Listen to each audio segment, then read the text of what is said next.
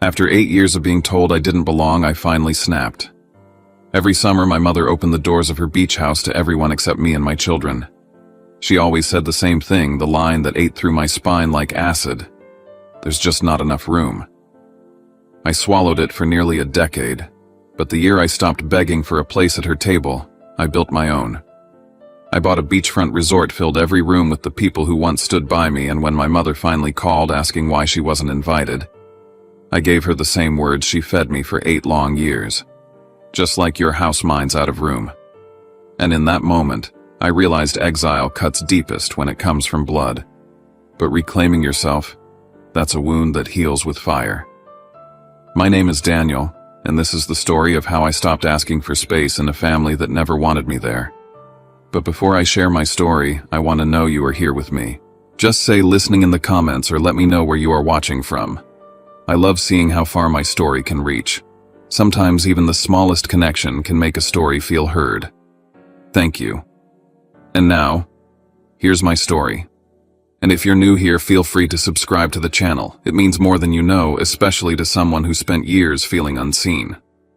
My name is Daniel Merrick, and by the time I turned 30, I had already lived enough disappointment to last a lifetime. I was a single father with 2 kids, Jaden and Lila, raising them in a modest little house on the edge of Phoenix. It was the kind of place that was comfortable enough, safe enough, warm enough, but never quite enough in the eyes of my family, especially in my mother's. Every March for 8 straight years, my phone would ring and my stomach would tighten before I even answered.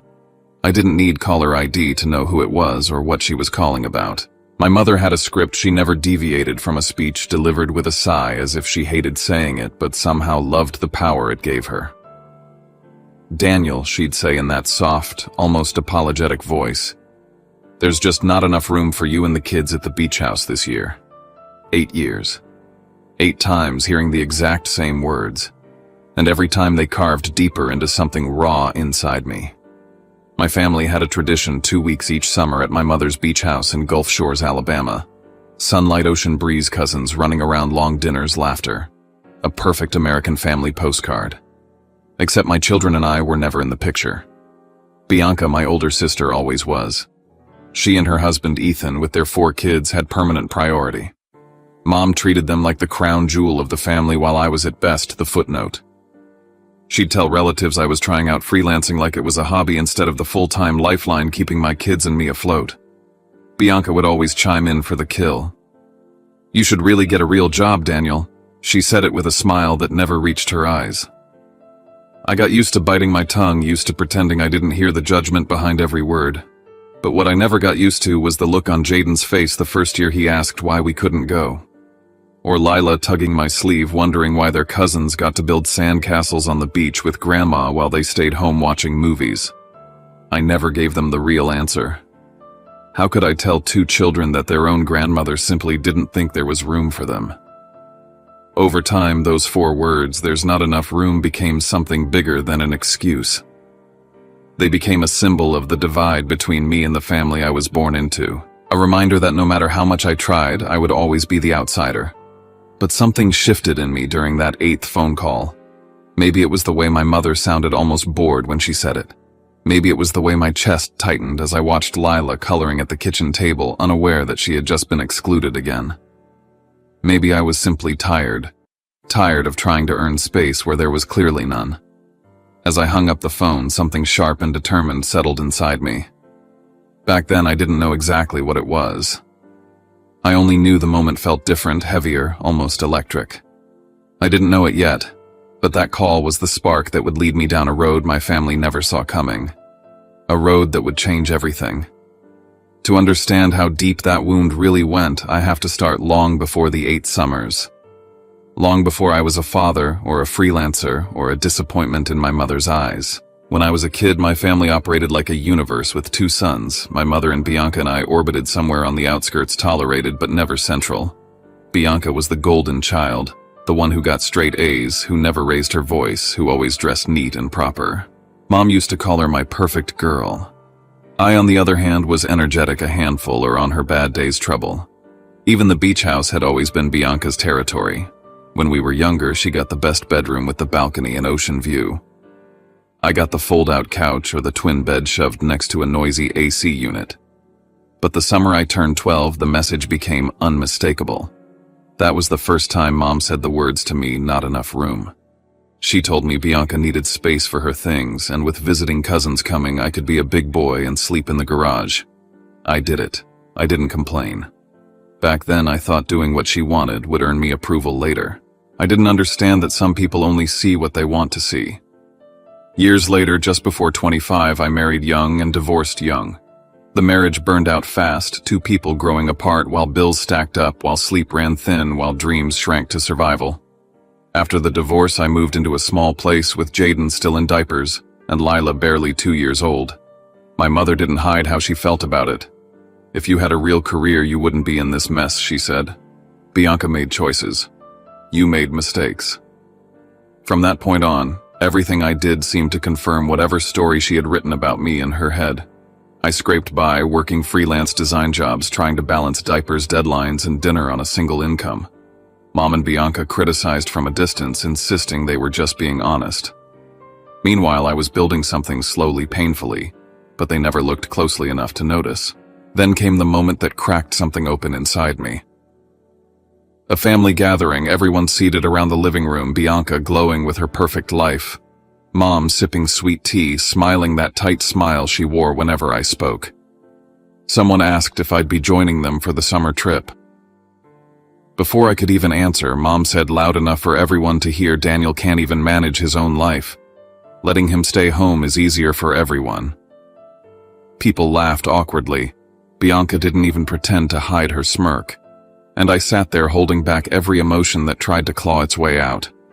That was the first moment I realized the truth. My mother didn't just underestimate me. She genuinely believed I was less. But what they never knew, what I never told them, was that I had tried. Every year for 8 years, I offered to pay our share for the summer trip. For food, for utilities, even for renting an extra place nearby. But every time my mother cut me off with the same flat dismissal, "No need, there isn't enough room." And it wasn't about space. It never had been. It was a choice. A decision she made over and over to place me and my kids on the outside of her world. As I stood washing dishes that night after the latest rejection, watching Lila and Jaden draw pictures on scrap paper at the table, something clicked into place. I didn't know if it was fate or exhaustion or simply the end of tolerance, but the year I finally stopped fighting to be included was the year everything began to shift. I didn't realize it yet, but stepping back from them was the first step toward building something entirely my own. Something they could never take away from me again. The year everything shifted didn't arrive with fireworks or any dramatic sign. It slipped in quietly, disguised as another exhausting stretch of late nights, overdue invoices, and the constant balancing act of raising 2 kids alone. But somewhere in that grind, an opportunity found me. A fintech startup in Atlanta reached out after seeing a branding project I had done months earlier. They wanted a full identity build top to bottom, and they were willing to pay an amount I had never seen attached to my name before. When I got the email, I reread it 5 times, convinced it had to be a mistake. That contract didn't just help me breathe. It felt like someone had reached into the current of my life and pulled me up for air. For the first time in years, I felt like I was standing on something solid. I wanted to believe my family would see it that way too. So when my mother's birthday rolled around, I did something foolish. I brought my good news with me. Somewhere in me, the child version of myself still hoped my mother might smile at what I'd accomplished, might say she was proud. When I finally said the words out loud that I had landed the biggest job of my career, the room fell quiet in a way I didn't expect. Not admiration, not surprise, just discomfort. My mother's response felt like a blade wrapped in cotton. "Maybe now," she said, "you can use that money to go learn a real stable profession." My heart sank in a single heavy drop. I wasn't a child anymore, but in that moment I felt 12 again, standing in a garage with a thin blanket, being told there wasn't enough room for me inside. No one spoke. Bianca broke the silence the way she always did, by reminding me of the place she believed I should occupy in the family hierarchy. "Freelancer isn't a real job, Daniel. You know that, right?" She said it like someone offering a helpful reminder, like I might forget otherwise. And then, as if the universe wanted to twist the knife deeper, My mother waited until dessert plates were being collected to casually deliver her annual blow. "Oh, and Daniel," she said, "the beach house won't have enough room for you and the kids again this summer." Of all the moments she could have chosen, she chose the one when I had finally felt proud of myself. It hit me with such clarity that I could barely swallow. They didn't plan to ever give me a chance. They didn't plan to ever see me differently. Something in me stiffened. I didn't fight back. I didn't defend the work I'd poured myself into. I just nodded, feeling the floor tilt under me, realizing I couldn't keep waiting for respect that was never coming. And on the drive home, after putting the kids to bed, I opened my laptop and began searching for beachfront property. I wasn't looking for a place to impress anyone. I was looking for a way out, a way to build something that belonged to me, and to the two little people who believed in me more than anyone else ever had. I didn't know where that impulse would take me, only that I couldn't keep standing outside a house that would never open its doors for us. That night was the beginning of everything. After the birthday dinner, after the dismissal disguised as advice, and the familiar reminder that we weren't welcome at the beach house, something inside me hardened into resolve. I kept seeing Jaden's face when he asked whether this would be the year Grandma had room for us. I kept seeing Lila tracing waves on the condensation of our kitchen window, pretending they were from Alabama's coastline.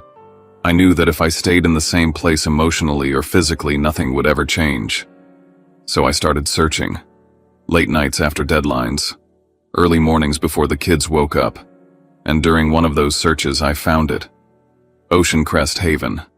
A rundown resort in Destin, Florida with 12 rooms, a tired restaurant, cracked tile around a pool that had seen better decades, and a stretch of private beach that was still stunning despite the neglect. The owner was drowning in debt and willing to sell for far less than the property was worth. For the first time in my life, the numbers didn't scare me. The idea didn't scare me. What scared me was the thought of staying small because my mother believed that was all I was capable of. I didn't tell her. I didn't tell Bianca. Not because I wanted to surprise them, but because I knew exactly how the conversation would go. The smirk, the dismissal, the patronizing remarks about responsibility. I refused to give them the chance to shrink my vision before it even existed. I used most of the money from the Atlanta contract, took out a loan, and signed the papers with a grip so tight my knuckles ached. The next 3 months were a blur of construction dust, late-night planning meetings, and design sketches spread across the dining table while my kids colored beside me. I replaced the restaurant staff entirely, hired a new chef, gutted every room, installed an infinity pool, built a kids' play zone, restored the pier for fishing, and turned the 3 oceanfront suites into something I had only ever seen in magazines. I named one room after Jaden, another after Lila, and the third after all the summers we never got. And during the renovation, I discovered something that made my stomach twist. Buried in an old file, I found documentation showing the previous owner had first tried to sell the resort to an investment group connected to my mother's side of the family. Meaning someone in my family knew this property existed, knew it was for sale, knew it could have changed my life, and no one thought to mention it. It wasn't proof of anything concrete, but it was enough to make me wonder if my mother truly believed I wasn't capable of handling something valuable, something ambitious. Maybe she didn't want me to try, maybe she didn't want me to succeed, me. The resort opened quietly for a soft launch, welcoming a handful of early guests whose glowing reviews eased every doubt I had carried. But the peace didn't last long. A cousin reached out, hesitant and apologetic, to tell me Bianca had been going around saying I had wasted my savings on something doomed to collapse. She said I was reckless, irresponsible, that I bought a resort the same way other people bought impulse items on sale. Hearing that didn't break me. It steadied me. It reminded me exactly why I kept my plans to myself. When I stood on the sand outside Ocean Crest Haven months later, feeling the salt wind against my face and watching my children race down the shoreline with laughter carried by the waves, I finally felt what I had been chasing all along. I wasn't just building a business, I was building an escape, a place where their voices didn't matter, a place where I didn't need permission to exist. And the more the resort took shape, the more I realized I had never once been running from failure. I had only ever been running from being unseen. Ocean Crest Haven was proof that I had stopped running. It was proof I had chosen myself. And I knew then that whatever came next, I wouldn't be hiding anymore. Spending our first real vacation at Ocean Crest Haven felt like stepping into a life I had only imagined for my kids. When Jaden and Lila ran into the largest oceanfront suite, our suite, their laughter ricocheted off the walls in a way that made every sleepless night and every moment of doubt worth it. They threw themselves onto the plush beds, opened the balcony doors, and stood frozen for a second as the ocean wind washed over them. "Dad." "This is ours," Jaden whispered like he didn't want to break the moment. "Yeah," I said. "This is ours." Watching their faces light up was the kind of healing I didn't know I needed. For the first time, I wasn't trying to give them a version of someone else's summer. I was giving them our own. While they explored the suite, I sat at the small dining table, scrolling through the contacts in my phone names of people who had shown me kindness in ways my own family never managed. Uncle Raymond, who had always treated me like my struggles mattered. Aunt Sheila, who sent birthday gifts for my kids even when my mother forgot. My cousin Tyler, who texted me encouragement during my worst years. The Ramirez family, who helped me after my divorce when they barely had enough for themselves. I wanted them here. I wanted them to enjoy a place that symbolized the life I built out of the scraps my family left me. So I called. Uncle Raymond answered first, his warm voice filling my ear. When I invited him and his family for Labor Day weekend, my treat, he hesitated. Not out of discomfort, but confusion.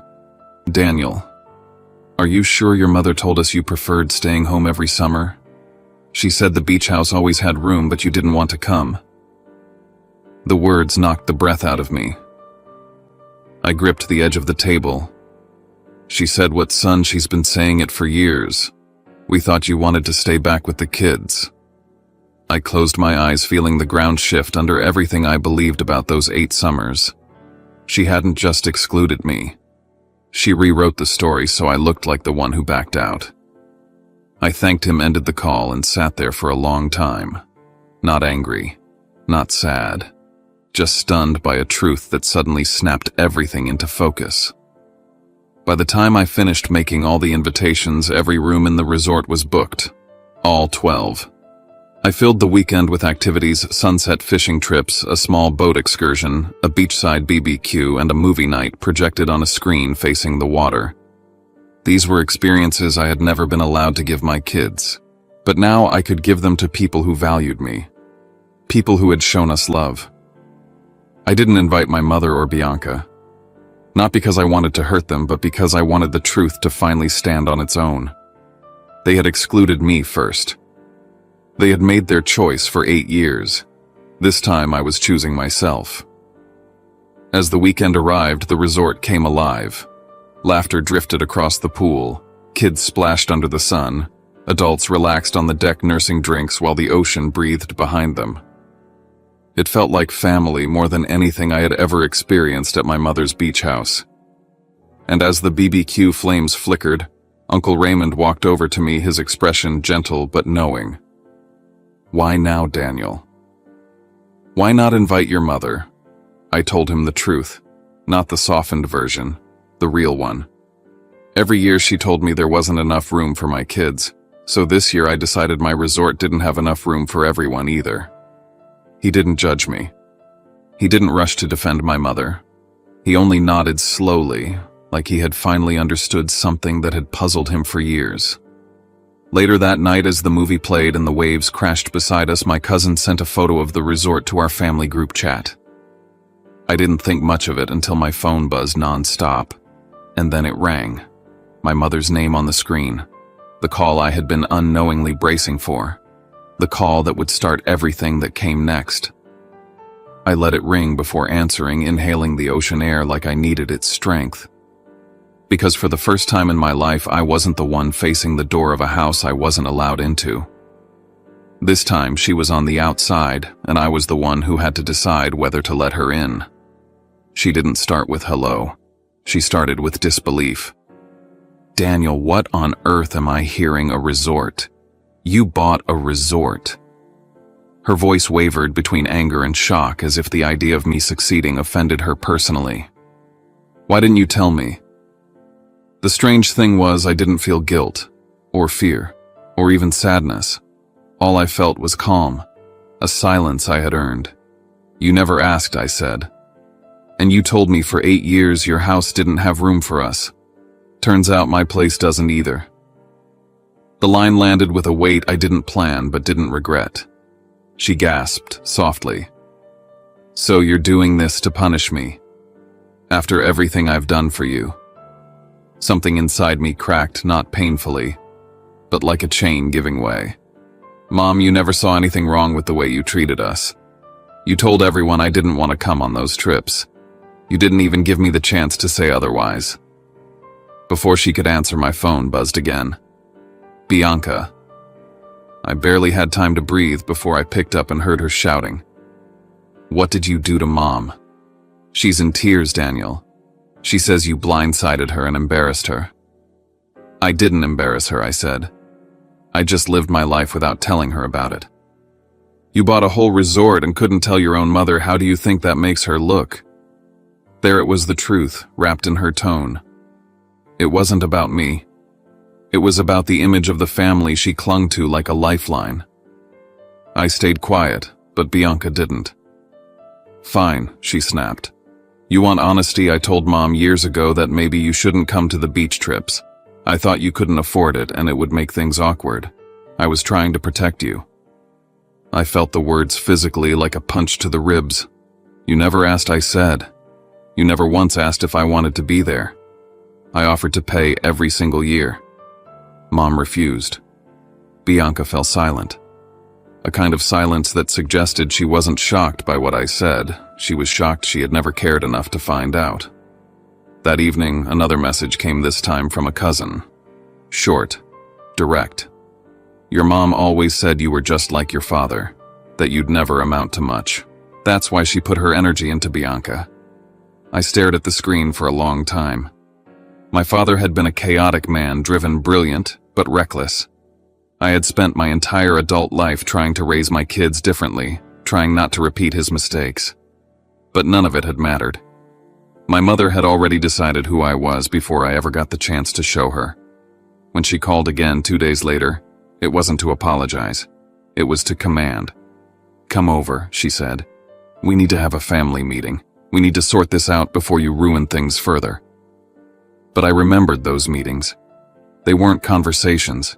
They were interrogations. Places where I sat small while everyone else explained who I was supposed to be. "No," I said. "I'm not doing that again." Her voice sharpened. "You're tearing this family apart." "Mom," I said quietly, "you tore it apart long before I ever bought a resort." She hung up on me.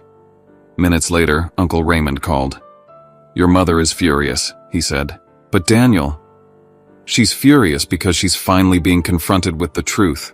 Don't let her drag you back into the old roles. You've earned more than that." His support steadied me in a way I didn't know I needed. For the first time in my life, someone in the family said out loud what I had lived through alone. When the call ended, I stepped out onto the balcony of the suite, watching Jaden and Lila chase each other along the shoreline below. They laughed with the same freedom they had shown the first day we arrived. And I realized something as I leaned against the railing, the ocean wind brushing against my skin. The storm with my mother and sister was only beginning. It would grow louder, sharper, harder. But I wasn't the same man I had been 8 summers ago. I wasn't even the same man I had been last year. I wasn't waiting at their door anymore. I had built my own. And there was no going back. I agreed to attend my cousin's wedding in Sonoma Valley because for once I didn't want my kids to feel like they came from the shadows of the family. This would be the first major gathering since the truth about the resort had rippled through everyone. I brought Jaden and Lila with me, not to prove anything, but to show them they belonged anywhere I chose to stand. I planned meticulously outfits, arrangements, transportation, and quietly I hired Marcus, a security officer I trusted. It wasn't for show. It was because I knew how quickly emotions could spiral, especially with Bianca around. I refused to let my children witness another scene where I was cornered or belittled. The wedding venue sat between rolling vineyards and soft golden hills, the kind of landscape that made everyone look a little softer. But the minute I walked in, I sensed something different. For the first time in my life, relatives approached me first. They shook my hand, congratulated me on the resort, told me they were proud of what I had built. Their voices didn't carry pity or surprise, they carried respect. And when I was guided to the main family table seated at the center among uncles, cousins, and elders, I felt a strange, unfamiliar warmth. They were treating me as someone they finally saw. Then I noticed where my mother and Bianca were placed at a side table near the edge of the tent. Not excluded, but no longer positioned at the top of the family hierarchy. It was subtle, but unmistakable. A shift in gravity. The people who once dismissed me were now offering me their seats. The ones who once held all the space were now adjusting to a smaller circle. I approached them with nothing but calm. "Hi, Mom, Bianca." My voice held no edge, no accusation, and I knew that irritated them more than any hostility would have. Their polite smiles were strained too tight. The resentment in their eyes was unmistakably sharp. Bianca tried to pull me aside, asking if we could talk privately. I told her gently but firmly that I preferred to enjoy the night and wouldn't step away from my kids or the event. Her eyes flashed with frustration. As the evening wore on, Bianca drank more than she should have. Her voice rose, her steps got heavier, and despite my attempts to keep distance, she cornered me near the wine bar. She lost the composure she guarded so fiercely. Words spilled out accusations at first, then confessions she probably never meant to make. She said she had influenced our mother's decisions for years, guiding her to exclude me from the beach trips, because she assumed I couldn't afford to come. She said my freedom irritated her, the fact that I built my work around creativity instead of a predictable office. She said she envied that I didn't live under anyone else's expectations. Hearing it stripped away the last illusions I held about why things happened the way they did. Then she said something I never expected, that our mother had always believed I would turn out like my father, that I carried his impulsiveness in my blood, that I would ruin things if given responsibility. And so she pushed all her effort into shaping Bianca instead. For her, it was self-preservation. For me, it was a silent sentence passed long before I had lived enough life to deserve or escape it. Her voice rose loud enough for people to notice. Marcus appeared at my side, stepping between us just as Bianca's emotions neared a breaking point. She froze, embarrassed, realizing eyes were turning her direction. She backed away, muttering to herself, unable to regain her composure. I didn't leave the event. I refused to let her outburst shape the night. Instead, I returned to the reception and focused on the people who welcomed me, not with hesitation, but with genuine admiration. I watched Jaden and Lila laughing with their cousins under strings of warm lights, and for the first time in a long time, I felt like we weren't on the outside looking in. We belonged to this moment, unburdened by the weight of old stories. As the night wind brushed the vineyard and music drifted across the lawn, I understood something profound. This wasn't just a wedding. It was a mirror held up to the past and the present at once. And what I saw was not the family I used to chase approval from, but the person I had grown into. The truth was no longer hidden in shadows, it lived right here out in the open. And it no longer hurt. It cleared the air. This was clarity, not destruction. In the weeks after the wedding, the family naturally split into two currents. Some reached out to express support, saying they had seen the way I was treated for years, and were glad I finally stood on my own terms. Others, my mother and Bianca at the center, insisted that I was dividing the family, painting themselves as the ones left wounded by my choices. My mother called first, her tone clipped but controlled, as if she believed she could still steer the narrative.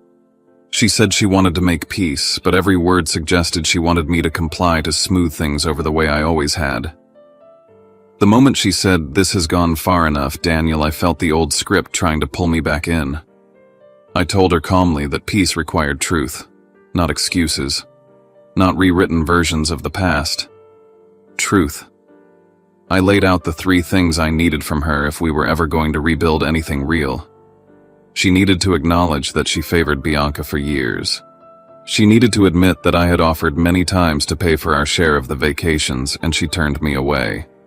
And she needed to apologize to my children for letting them believe they were less welcome than their cousins. These were not demands for revenge. They were boundaries I had earned.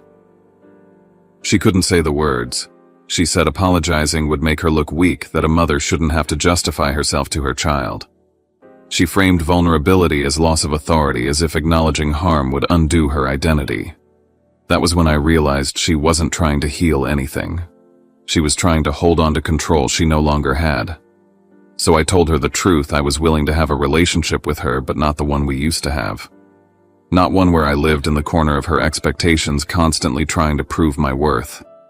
If she couldn't meet me where I stood, then I would continue without her. Surprisingly, Bianca was the first to shift. She called, voice softer than I had ever heard it. She apologized without defensiveness or excuses. She said she wanted her kids to know their cousins wanted to repair the damage she helped create. I accepted it, but not without boundaries. Our relationship would move forward only with honesty, and my children would never again be part of a dynamic where they were treated as props in someone else's rivalry. I told her she could visit the resort if she wished, but as a paying guest, not someone entitled to special treatment. She understood. As for me, my life expanded in ways I once thought impossible. My studio grew to 15 employees. Ocean Crest Haven stayed fully booked for 10 straight months. My second resort in Colorado neared its grand opening, and I began scouting land in Sedona for a third venture. My career no longer felt like something I fought to justify. It carried weight, proof, and purpose. And somewhere in that momentum, the last pieces of the 8-year ache finally dissolved. Being excluded from the beach house had once felt like a wound I couldn't heal. But now, standing on the shoreline of the world I built with my own hands, I saw it for what it truly was, not a loss, but a turning point, a release. A liberation from a place that never held space for me anyway. I learned that real closure isn't about someone else admitting they were wrong. It's about no longer needing them to. Sometimes retaliation isn't loud or cruel or meant to break someone. Sometimes it's simply living a life so full and steady that the people who underestimated you can no longer fit inside the story you've created. My mother once told me her house didn't have enough room for me. For years I believed her. For years I let that shape what I thought I deserved. But now when I stand in the center of Ocean Crest Haven watching Jaden and Lila race across the sand, hearing their laughter rise above the waves, I know the truth with absolute clarity. I didn't just find space for myself. I built an entire world where we belong. Not to prove anything to them, but to finally prove something to myself. As I look back on everything, every summer we spent waiting for an invitation that never came, every quiet hurt I swallowed, every moment I questioned my worth, I realized something I never could have understood back then. I wasn't being pushed out of a family. I was being pushed toward the life I was meant to build. If my mother had made room for me, maybe I never would have made room for myself. Maybe I never would have taken the risks that led me here to a shoreline my children now run across freely, to a future I shaped with my own hands instead of waiting for approval that was never going to arrive. There's a strange kind of peace in understanding that some rejections are actually redirections. That sometimes the door that closes isn't trapping you outside, it's releasing you. And now, watching Jaden and Lila build sandcastles on our beach, I know that what I built wasn't revenge. It was redemption. It was reclaiming the space I was always denied. It was teaching my kids, and maybe myself too, that we never have to beg for a seat in someone else's house when we have the power to create our own. If you've ever felt small in a room you should have belonged in, or been told there wasn't space for you, I hope this story reminds you that your worth is not measured by someone else's limitations. You don't need anyone's permission to rise, to grow, to take up space. And you absolutely don't need to stay where you are not valued. Before you go, I'd love to know you're here with me. Leave a comment, tell me I'm here, or share where you're watching from. It means more than you know to feel someone on the other side of the story listening. And if my journey has given you even a little strength or comfort, consider subscribing to the channel. Your support helps these stories reach the people who might need them most. Thank you for staying with me through every step of this. And wherever you are, whatever door was closed on you, may you find the courage to build something even more beautiful on the other side.